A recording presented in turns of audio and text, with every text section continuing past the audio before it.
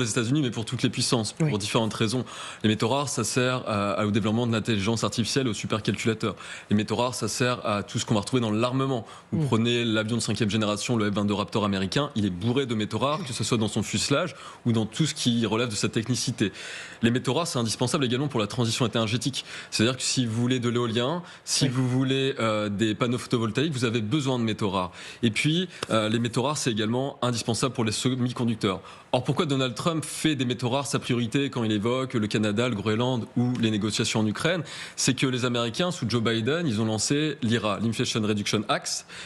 Le CHIPS Act, c'est des plans, et le Stargate récemment pour Donald Trump, vous savez, 500 milliards pour l'intelligence artificielle, ce sont des plans qui visent à relocaliser la production de semi-conducteurs aux États-Unis, et il a besoin des métaux rares pour aboutir au développement des semi-conducteurs et à l'intelligence artificielle, donc en partenariat avec tout ce qu'on connaît, Elon Musk, Sam Altman, etc., etc. Donc c'est pour ça que dans la géopolitique américaine, les 4 ans de mandat de Donald Trump, et peut-être ce qui suivra aussi, même si ce sont les démocrates qui reviennent, les métaux rares sont indispensables, en sachant que 70% aujourd'hui des métaux rares proviennent de la Chine. Oui, j'allais y venir. Voilà. Alors, pour déloger les Chinois, il va falloir y aller. C'est pour ça qu'ils vont aller grappiller un petit peu partout. Vous avez l'Inde, vous avez le Rwanda, vous avez l'Ukraine, vous avez le Groenland. Partout où il y a des métaux rares, vous entendrez parler de la géopolitique américaine, puisqu'ils veulent aussi mener une politique de rééquilibrage économique.